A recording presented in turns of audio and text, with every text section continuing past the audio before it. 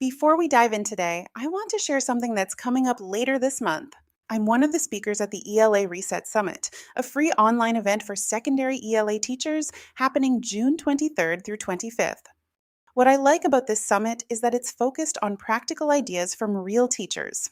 The sessions are designed to give you strategies you can actually use, whether you're looking at reading instruction, writing, vocabulary, classroom systems, or student engagement. You can get more information and register for free with the link in the show notes. Now, let's get into today's episode. Welcome to the Middle School Cafe podcast, where we're serving up fresh strategies and solutions for ELA teachers just like you.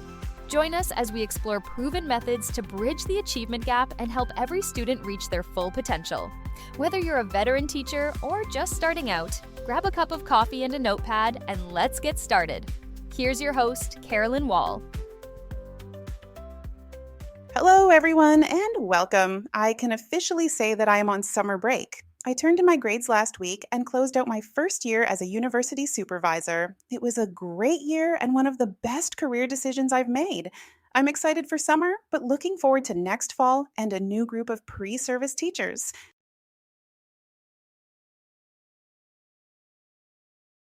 One of the things I've always believed about teaching ELA is that our job is bigger than teaching a novel, a standard, or a particular reading skill. At some level, I think most of us hope we're helping students develop a relationship with reading that lasts beyond our class. That's a big goal, and it's also a difficult one to measure. We can look at student growth and class performance, but it's much harder to know whether we're helping students develop a lasting relationship with reading. And yet, I think that's one of the most important things we do. The reason I've been thinking about this so much lately is that I can't help but notice how much reading instruction has shifted over the years. More and more schools are moving toward highly structured programs. Teachers are being asked to follow strict pacing guides. Reading instruction is becoming increasingly standardized, and in many places, there is less flexibility than ever before. As I watch these shifts happen, I keep coming back to the same question. If our goal is to help students become readers, are we giving them enough opportunities to actually become readers? That's not an easy question to answer because reading is already at the center of what we do. Students are interacting with text every day. Reading instruction is happening in classes across the country. The question I'm wrestling with is whether reading instruction and reading practice are being used interchangeably. I think they are. In our effort to improve reading achievement, I worry that we've unintentionally reduced the amount of time students spend actually reading. When students are working with text, much of their time is often spent demonstrating or applying their understanding. Those experiences are valuable and absolutely have a place in our instruction, but they create a different experience than simply spending time immersed in a book. Reading instruction and reading practice, however, aren't the same thing. Reading instruction helps students learn how reading works. This is where we teach comprehension strategies. We model thinking. We help students analyze authors' craft, evaluate arguments, and make connections. Those are important parts of our job.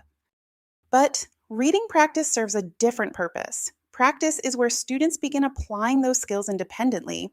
It's where they build stamina, where they start developing the confidence that comes from successfully navigating a text on their own. The challenge is that reading instruction is easy to see. We can point to a lesson or an activity, and we can measure whether students mastered a skill. Reading practice often feels less visible. A student sitting quietly with a book doesn't always produce immediate evidence that learning is happening. And yet, that's often where some of the most important growth occurs. What concerns me is that many schools are becoming increasingly focused on instruction, while practice receives less and less time. Students are interacting with text all day long, but much of that interaction is tied to a task.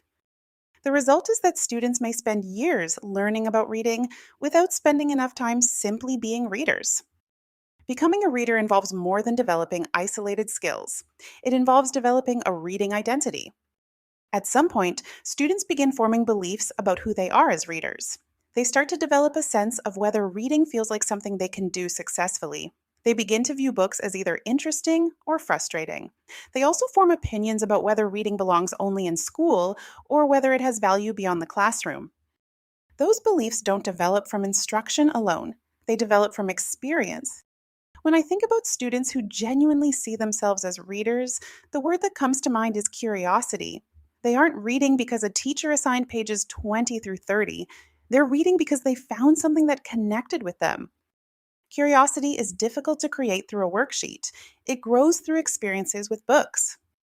Students discover what they enjoy by reading enough to develop preferences. They discover that some genres appeal to them more than others.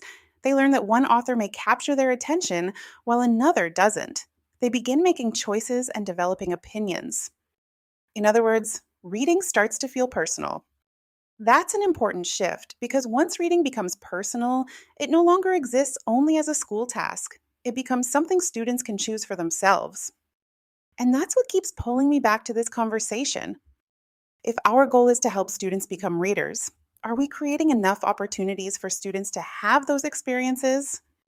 Because students can become very skilled at completing reading related tasks without ever developing a meaningful relationship with reading itself. They can learn how to annotate, cite evidence, identify themes, and answer complex questions. Those are valuable academic skills. But those skills alone don't create lifelong readers. Readers develop when skills and experience work together. Instruction helps students understand how reading works. Practice helps students experience what reading feels like. We need both. I sometimes wonder what students think reading actually is. If most of their experiences with reading involve a task or a written response, it makes sense that they associate reading with schoolwork. Think about it from a student's perspective. They read a passage and answer questions. They read a chapter and complete an assignment. They read an article and annotate it. They read a story and analyze theme. Again, none of those activities are wrong, but if nearly every interaction with reading is connected to producing something, what message are students receiving about the purpose of reading? The goal for students becomes answering the questions correctly, completing the assignment, or proving that they understood what they read. And while those are important parts of instruction, they aren't the only reasons people read. When adults read, we aren't constantly trying to prove our understanding. Most of the time, we're reading because we want something from the reading itself. We want information, insight, entertainment, or simply the experience of reading. That's a different mindset. As a lifelong reader, reading is less about performance and more about enjoyment. I think students need opportunities to experience that side of reading too. And I think that's where the distinction between instruction and practice becomes important. Students need instruction that helps them build skills, but they also need practice that allows them to experience reading without every moment becoming a performance task. The reality is that most teachers don't control the curriculum they use. Many of the decisions that shape reading instruction are made at the district or administrative level. This isn't really about criticizing a particular program or approach. It's about paying attention to balance. As schools continue searching for ways to improve reading achievement, I think it's worth asking whether students are getting enough opportunities to experience reading beyond the lesson itself. I also think it's worth asking, what does success really look like if our goal is helping students become readers? That's a difficult question because many of the things we typically measure are skill based. We can measure comprehension, we can measure fluency, we can measure whether students can identify a theme, analyze an argument, or support an idea with evidence from a text. But that doesn't tell us the whole story. If we're trying to help students become readers, many of the outcomes we care about most are difficult to measure. That's one of the challenges of this conversation. Schools need evidence that students are growing. Teachers need information that helps guide instruction. Those things are important. At the same time, some of the most meaningful changes happen gradually and are difficult to capture on a spreadsheet. We don't have a benchmark assessment for whether a student now sees themselves as a reader. We can't easily quantify whether a student is more likely to pick up a book on their own than they were 6 months ago. Those are important outcomes, but they're difficult to measure with the same precision as a reading standard. That's why I don't think the question is whether students remember every novel we teach or every strategy we model. The question is whether they leave believing reading is something worth returning to. Because long after students forget specific assignments, they're still carrying their beliefs about reading. And I think that's one reason independent reading sometimes gets pushed aside. The benefits are real, but they often reveal themselves slowly. They're visible in conversations, in habits, and in the choices students make over time. The challenge is that not everything that matters is easy to measure, and not everything that's easy to measure represents the full picture of student growth. Ultimately, we're preparing students for more than success in our class. Students eventually move on.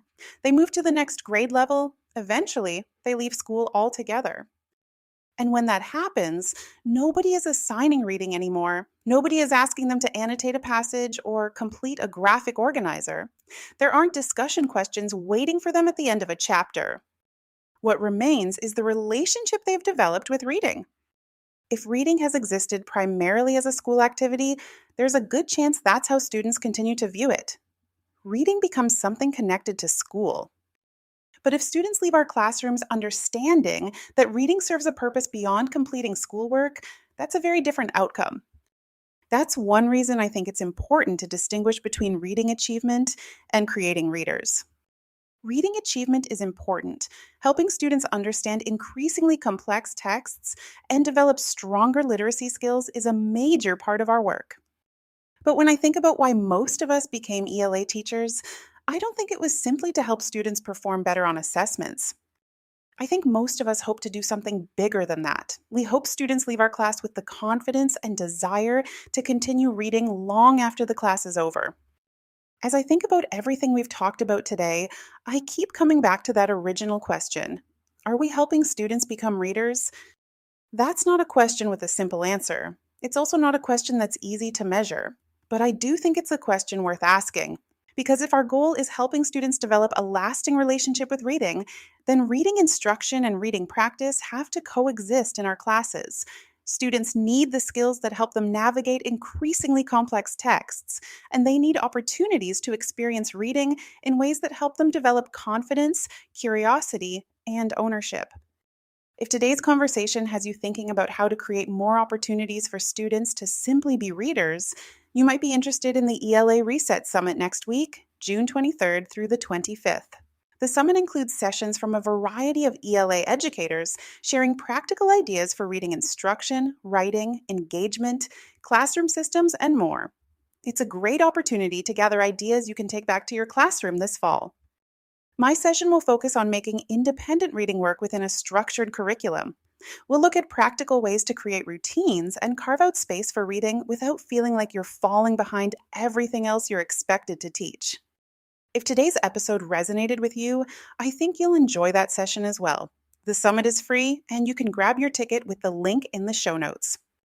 We're also working through Kelly Gallagher's In the Best Interest of Students in our Building Strong and Confident Readers community.